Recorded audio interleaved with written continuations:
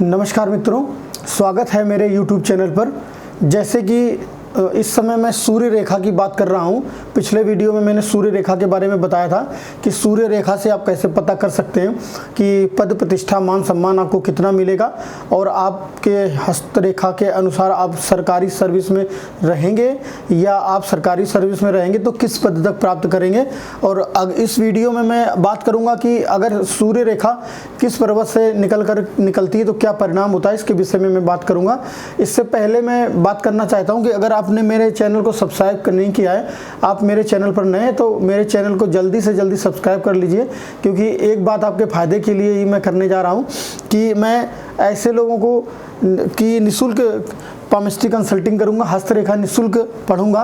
उनमें से मैं चूज़ करूंगा जिन लोगों ने मेरे चैनल को सब्सक्राइब किया। 3 शर्तें होंगी, मेरे चैनल को सब्सक्राइब किया हुआ हो, सब्सक्राइबर ऑफ माय चैनल, और दूसरा मेरे वीडियोस को लाइक करता हो और कमेंट करता हो मेरे वीडियोस पर, और तीसरी शर्त है कि उसको अपने जो जनरल कमेंट दे रहे हैं उसके अलावा उनको #गिफ्ट प्लान अपने कमेंट में लिखना है। तो मैं जो तीनों शर्तों को पूरी करता है ऐसे व्यक्तियों को में से कुछ व्यक्तियों को मैं चुनूंगा जिनकी मैं पामिस्ट्री कंसल्टिंग निःशुल्क फ्री ऑफ कास्ट करूंगा, और इसके बाद में मैं उन लोगों को सूचित करूंगा जिनको मैं चुनूंगा सॉफ्टवेयर के थ्रू, और उनको मैं कांटेक्ट करूंगा और उनसे डिटेल मांगूंगा और उसके डिटेल के बाद मैं उनकी फ्री कंसल्टिंग करूंगा।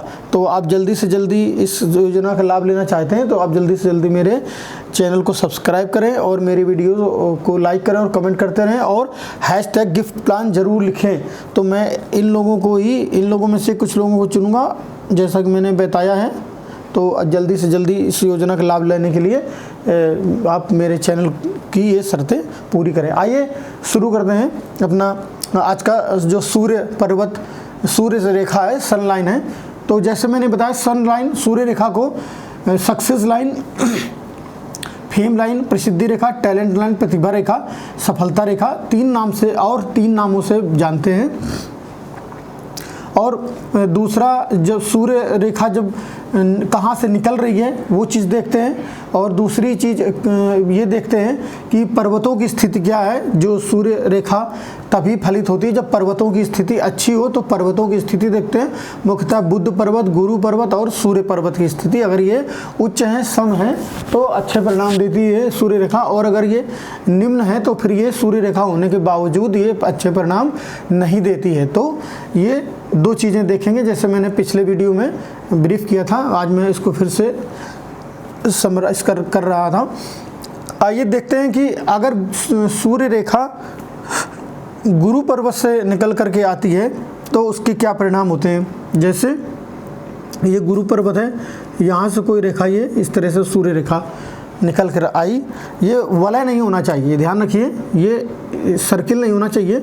अगर सर्किल बना रही है ये इस तरह से तो उसके परिणाम अलग होंगे, लेकिन ये सर्किल की बात मैं नहीं कर रहा हूँ, मैं भी सूर्य रेखा की ही बात कर रहा हूँ।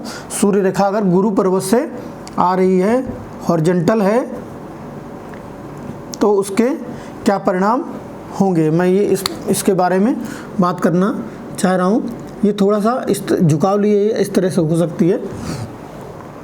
तो अगर सूर्य रेखा गुरु पर्वत से आती है, जुपिटर माउंट से सन माउंट तक आती है, तो ऐसा व्यक्ति गुरु पद प्राप्त करेगा, आध्यात्मिक होगा, मान प्रतिष्ठा सम्मान, पद प्रतिष्ठा सम्मान वो निश्चित तौर पर अपने जीवन काल में प्राप्त करेगा। और इसकी वही शर्तें हैं जैसे कि पर्वतों की स्थिति, गुरु पर्वत उच्च हो, सूर्य पर्वत उच्च हो और बुद्ध पर्वत उच्च हो, तो ऐसे व्यक्ति में वाणी कुशलता और लीडरशिप के गुण और गुरु पद धारण करने की भी उसके अंदर क्वालिटीज़ होंगी, और वो निश्चित तौर पर गुरु पद प्राप्त करेगा और अच्छी अपने जीवन काल में अच्छी आध्यात्मिक उन्नति करेगा, स्पिरिचुअल अपग्रेडेशन होगा उस व्यक्ति का निश्चित तौर पर। आइए दूसरी बात करते हैं। अगर वो शनि पर्वत से आती है, शनि पर्वत से कोई रेखा इस तरह से ये सूर्य पर्वत की ओर आती है, तो उसके लिए क्या होगा, ये रेखा अच्छी नहीं है, क्योंकि शनि और सूर्य का विरोधाभास है, दोनों पिता पुत्र हैं, लेकिन इसके बावजूद दोनों में मतभेद है, मनभेद नहीं है, मतभेद है। मनभेद और मतभेद दो चीज़ें होती हैं। मनभेद होता है जब कोई व्यक्ति, दो व्यक्तियों के मन नहीं मिलते हैं। मतभेद होता है जब दोनों के विचार नहीं मिलते हैं। तो इसमें दोनों की विचारशीलता एक नहीं है। जैसे सूर्य जो है वो स्पिरिचुअल अपग्रेडेशन या आध्यात्मिक पवित्रता, लीडरशिप के गुण रखता है, और जो शनि है वो तामसिक ग्रह है, तामसिक प्लेनेट हैं। तो दोनों में विरोधाभास है, मतभेद है, दोनों की सोच में अंतर है। तो ये जो सूर्य रेखा है जो शनि पर्वत से आती है वो भी अच्छी नहीं मानी गई। ऐसा व्यक्ति स्वार्थी होगा, उन्नति करेगा निश्चित तौर पर, लेकिन स्वार्थी होगा और धन लोलुपता उसके अंदर होगी, धन का लालच होगा उसके अंदर।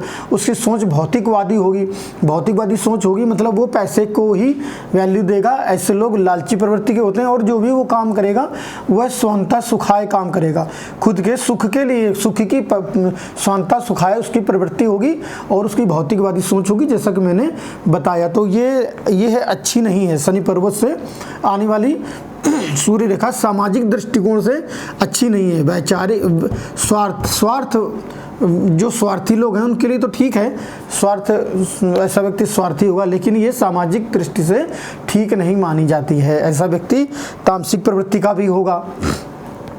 तीसरा बात करते हैं, कहीं से ना आए, ये केवल सूर्य पर्वत से ही ऐसे खड़ी हो तो ये अच्छी मानी गई है। और ऐसा व्यक्ति सरकारी नौकरी में होता है, निश्चित तौर पर होता है, वो अगर परिश्रम करे।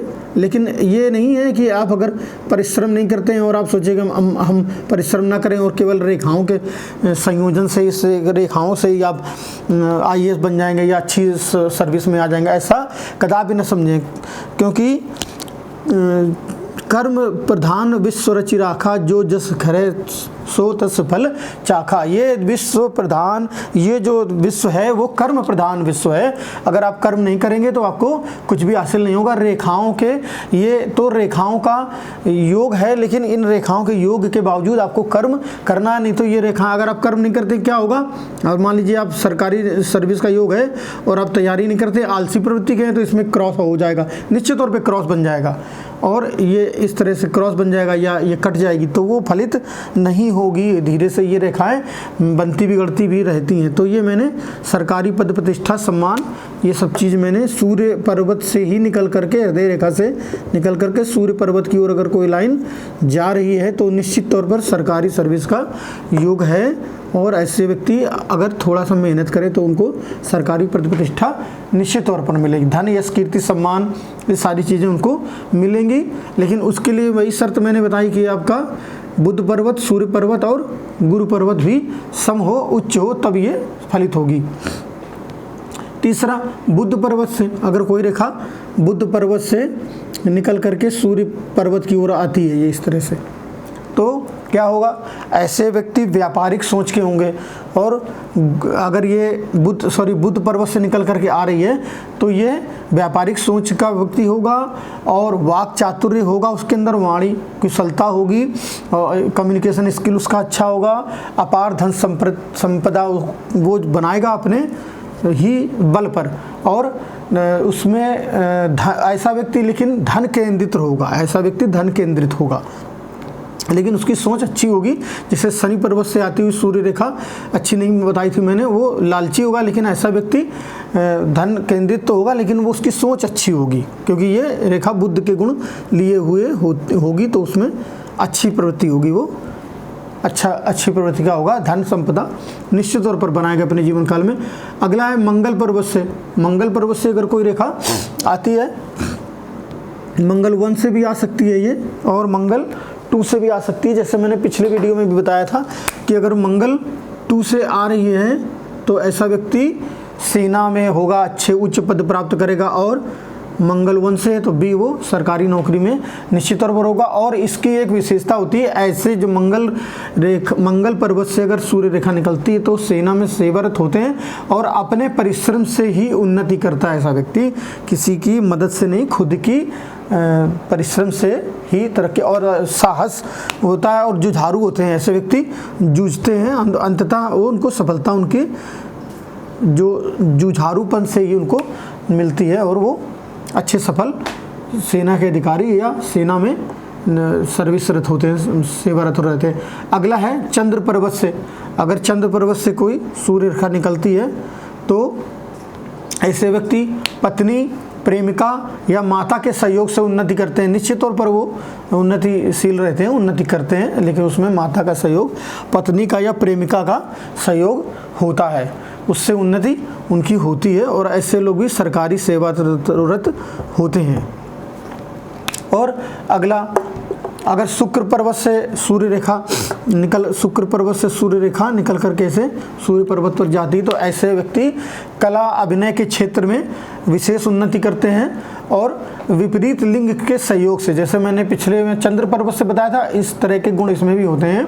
ये लोग भी अपने माता, पत्नी या प्रेमिका के सहयोग से एक ख्याति प्राप्त करते हैं, उन्नति करते हैं। और लेकिन ऐसे लोगों के साथ है कि वो कला अभिनय के क्षेत्र में अगर वो प्रयास करें तो विशेष उन्नति होती है उनको। ऐसे लोग विशेष उन्नति करते हैं। एक्टिंग के क्षेत्र में जा सकते हैं, एक्टर हो सकते हैं, गायन के क्षेत्र में जा सकते हैं, गायक हो सकते हैं, या कोई कला साहित्य प्रेमी साहित्य के क्षेत्र में भी उन्नति करेंगे, निश्चित तौर पर उन्नति करेंगे। और अगला योग है कि अगर कोई रेखा मणिबद्ध से और सीधे सूर्य पर्वत तक चली जाए, ये योग, तो ये बहुत ही उत्तम योग है, उसको हम अति प्रसिद्ध योग कहते हैं। ये राजयोग की श्रेणी में हम लोग गिनते हैं। ऐसे व्यक्ति IAS ऑफिसर हो सकते हैं अगर उनके गुरु पर्वत, सूर्य पर्वत, बुध पर्वत ये उच्च हैं या सम है, इनमें से कोई पर्वत निम्न नहीं होना चाहिए। तो ऐसे व्यक्ति अगर ग्रामीण क्षेत्र में रह रहे हैं, छोटे परिवेश में रह रहे हैं, तो वो अपने परिवेश में ही अच्छा करेंगे, ग्राम प्रधान हो सकते हैं।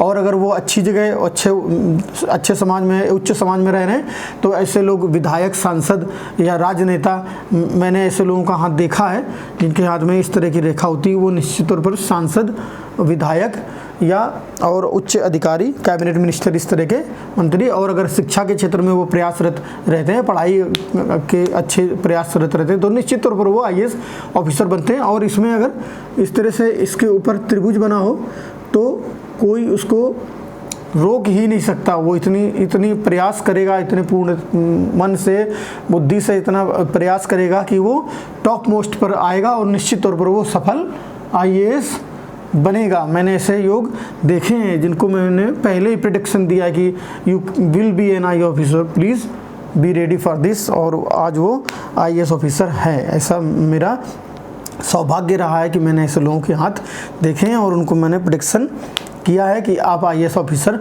बनेंगे, निश्चित तौर बनेंगे। और वो फिर बन गए, मेरे पास आए, उन्होंने उसका पुष्टि की कि आपने गणना की थी कि मैं IAS, तो मैंने योग देखे थे। मैं कोई जादूगर नहीं था, लेकिन मैंने योग देखे थे कि आप IAS ऑफिसर बनेंगे, आप उस दिशा में प्रयास करिए। तो उन्होंने कहा कि हाँ, मेरा मन में ऐसा विचार आता है, लेकिन मैंने अभी प्रयास नहीं किया या मैंने अभी इतना कमिटेड नहीं हुआ हूँ। तो मैंने उनको कहा कि आप पूर्ण प्रयास कीजिए, कोई आपको सफल होने से रोक नहीं सकता। और वो सफल हुए हैं और उसके बाद मुझे उसकी पुष्टि उन्होंने की कि आपने ये सब बताया था। तो ये योग मैंने देखा है। लेकिन इसके साथ में मैंने ये भी देखा कि गुरु पर्वत, सूर्य पर्वत और बुध पर्वत उच्च हों और चंद्र पर्वत और ये कोई और दूसरे पर्वत सामान्य हो या सम हो, तो ये योग फलित होता है निश्चित तौर पर। तो आज के लिए मित्रों इतना ही।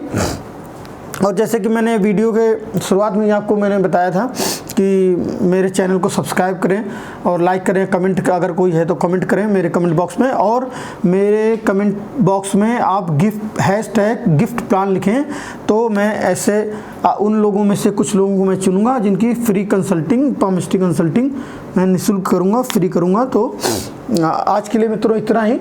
फिर मेरे वीडियो को लाइक करें, शेयर करें, सब्सक्राइब करें और कोई कमेंट है तो कमेंट बॉक्स में मुझे कमेंट करें। नमस्कार, जय हिंद।